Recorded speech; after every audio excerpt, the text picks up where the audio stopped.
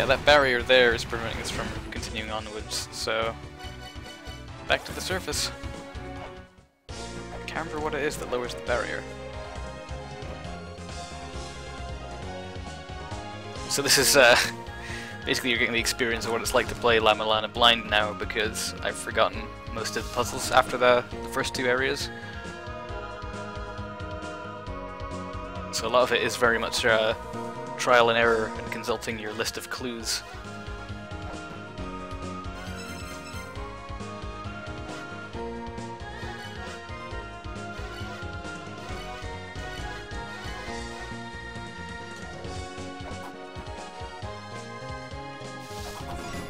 So currently the missing puzzle piece is that helmet. So I'm going to look in here for a hidden shop I haven't found, because I'm pretty sure there must be one somewhere. Maybe up that ladder.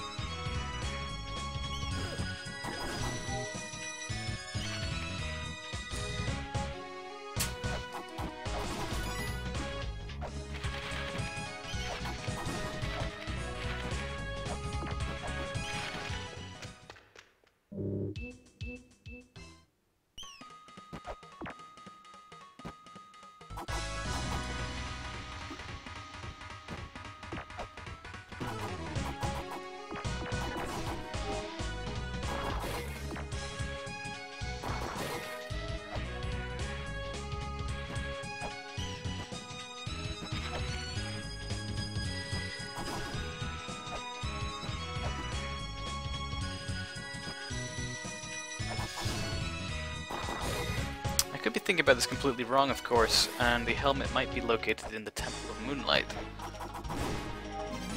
Which I think is probably not the case, but I haven't tried there actually, so let's risk let's risk life and limb by going there. I couldn't remember what was down that ladder, so I just had to check it out.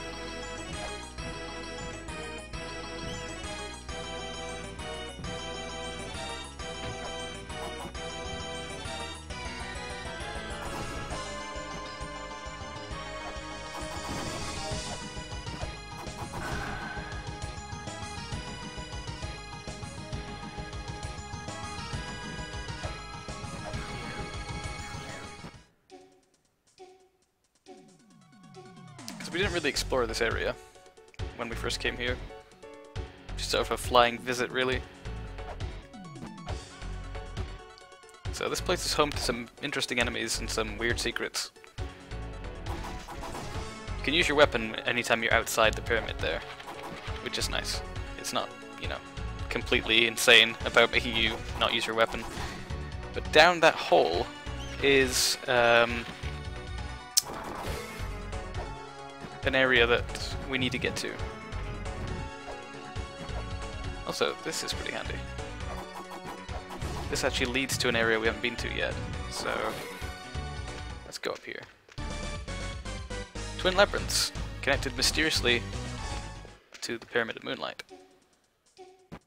Not pyramid, temple.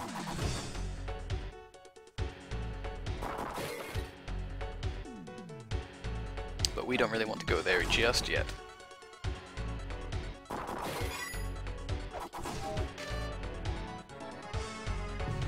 So there's a lot of puzzles here which are kind of intended for later on. As you can see, there is the Grail tablet for this area, so let's go activate that right now. There's another ladder to another place we haven't been, and this is a tablet that we can't read, because it's even older than the software that we currently have.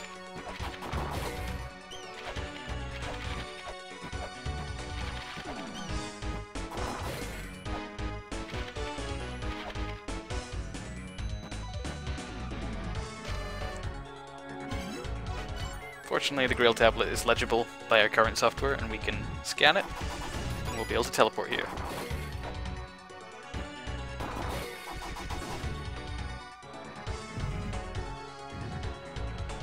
we are running low on weights, so I should be careful. Now here is a breakable wall. I only know that because I remember it. There is a hint somewhere in this place about that. But we need to be really careful here. This is one of those places with the giant eyeball. And basically, this little block here is a button, and there's a boulder at the top of this slope. And what we need to do is we need to knock that skull away from underneath the boulder, and we need to run, or dodge the boulder.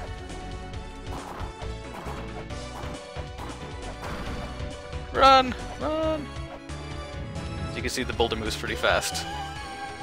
But this gives us access to a new weapon, the axe, which is really powerful and swings overhead. It's quite slow. It can't be repeatedly attacked with like the knife. In fact, I think it's actually slower to attack with than the whip, but it is extraordinarily powerful at this stage in the game. So I'm gonna warp back to the tablet. I don't remember how you... Oh, there's a button you can push. Wait, I don't actually think I can warp back to this place just yet, for reasons that will be elaborated upon further. We actually need some software to allow us to warp to this area again. Because this is technically a reversed version of Temple of the Sun. And so our Grail tablet will not work here. So I'm just going to go walk to that manually and save. But I think actually we've pretty much done everything we can do here by entering it from within the temple. So I think if we jump down here and fall, these doors haven't actually opened yet, so we can't explore the rest of the level. So we could probably just walk back out to the surface.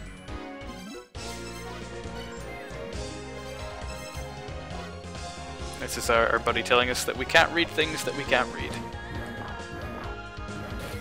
Yeah, the axe is not so good when you're walking, but it doesn't slow you down when you jump and attack, so it can be good for fighting bosses.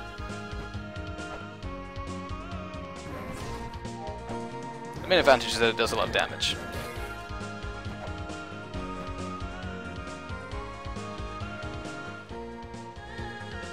I suppose I should go and explore what's on the other side of the cliffs up here. Yeah, it's quite easy to die by doing this. Maybe not so much now that we've got some extra health, but at the very start of the game some players will just run up this cliff and off to the right. Because if they haven't bought the reader yet, they can't read signs in the background. And there's a sign that tells them that there's fast-flowing currents and rivers just over the hill here. So there's actually some items I'm not sure if we will be able to reach.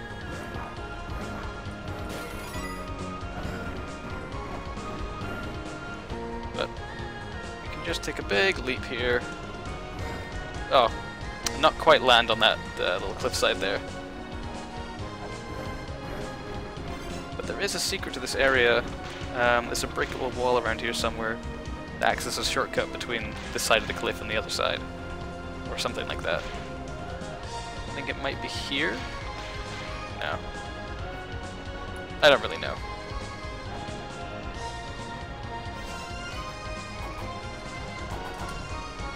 Okay. Ah, yeah, the water's very strong here. But there is actually an item inside the cliff over there.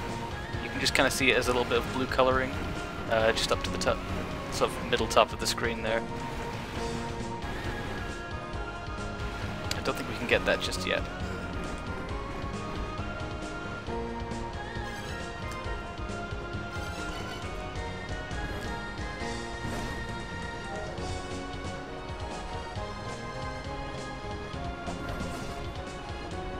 Good thing about the axe is that it has quite a long reach as well as swinging overhead.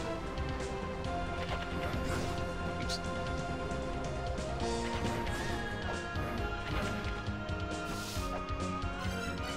But I still like the knife because it's very fast.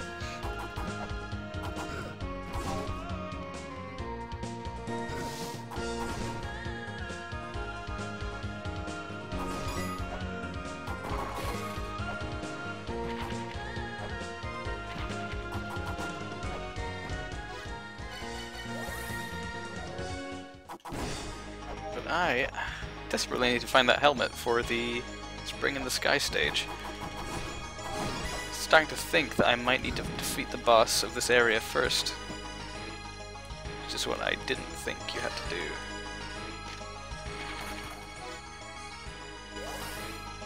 So I'm gonna refill my health there. And maybe with the axe we'll have a better chance of fighting off... Oh, and the flare gun too.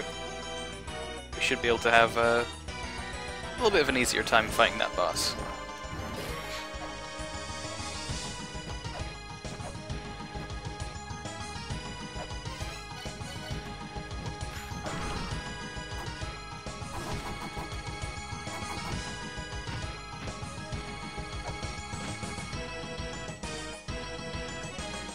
Just checking for anything I missed.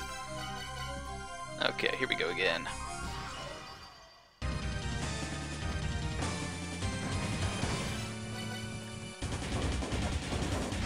Okay. I have no idea if this is going to be effective. I'm going to keep the shield out and just try and swing at him when I get the chance.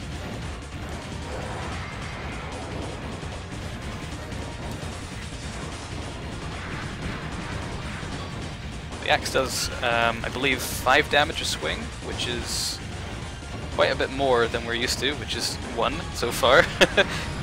Oh man, our shield was destroyed by the intensity of the fire there. I didn't bet on that happening. There is a better shield we can get later on that will allow us to properly defend ourselves against certain projectiles.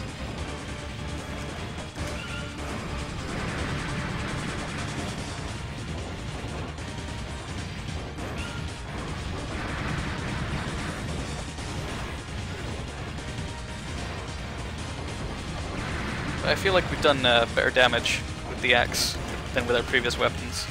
And yeah, we win.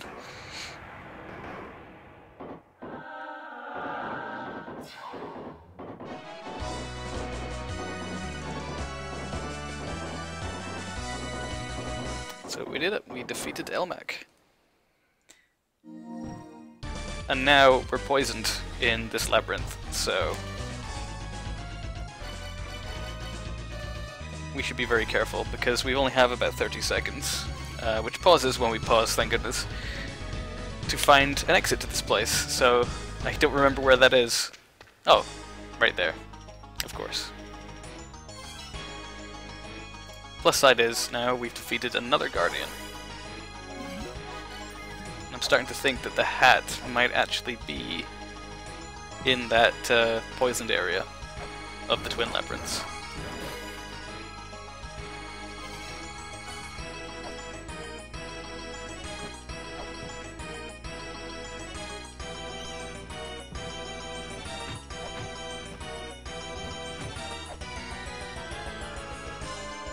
So if we go adventuring in there, we might be able to find something.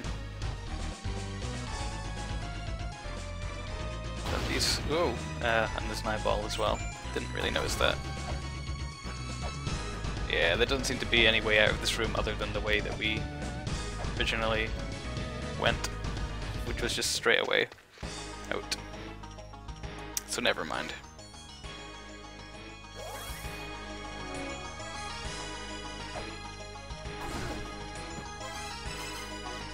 We had an email there, but there's a stone tablet that we can do.